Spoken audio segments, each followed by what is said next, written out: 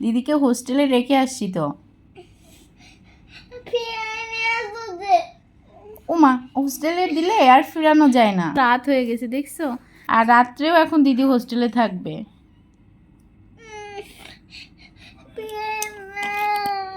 কোলের মধ্যে আসো। দিদিকে আমি কেমনি ফিরাই দিব?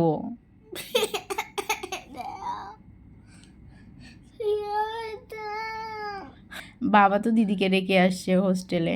তুমি নাকি খুব জ্বালাতন করো, দিদির বই নিয়ে নাও, দিদি পড়ালেখা করতে দাও না, দিদির পেন্সিল নিয়ে নাও, ইরেজার নিয়ে নাও, শার্পনার নিয়ে নাও, সব কিছুই তো তুমি নিয়ে নাও, কলম নিয়ে নাও, খাতা নিয়ে নাও, দিদি পড়তে বসলে বই ছিঁড়ে দাও, দিদির বইতে লিখে দিয়ে আসো, দিদির খাবার খেয়ে নাও।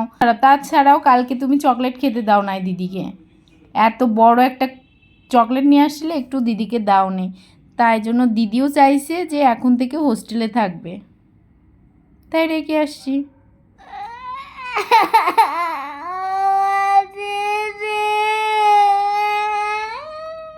তুমি কি দিদিকে অনেক ভালোবাসো নাকি? দিদি তো খুশি হয়েছে, তুমি খুশি হওনি কেন? কেন মন খারাপ? আমার কোলে আসো, উঠো উঠো দেখি, আসো। হোস্টেলে গেলে আর আসে? আসে না। তো দেখতে দেখতে একটা সপ্তাহ পার করে ফেললাম, প্রিয়ন্তীকে ছাড়াই আর থাকা সম্ভব হচ্ছে না। এদিকে নীল তো প্রতিদিনই অনেক বেশি কান্নাকাটি করতেছিল, তো আমরা শেষমেশ সিদ্ধান্ত নিয়ে নিলাম আজকেই রওনা দিয়ে দিব। এদিকে কয়েকটা দিন ঈদেরও ছুটি পেয়েছে আপনাদের দাদা। সকাল সকাল ব্যাগ ট্যাগ গুছিয়ে আমরা রওনা দিয়ে দিয়েছিলাম। তো এই যে এখন পদ্মা সেতুর উপর দিয়ে যাচ্ছি, তো ছোট্ট করে একটু ভিডিও করে নিলাম পদ্মা সেতুর, আর আপনাদের সাথে একটু শেয়ার করে দিয়ে দিলাম।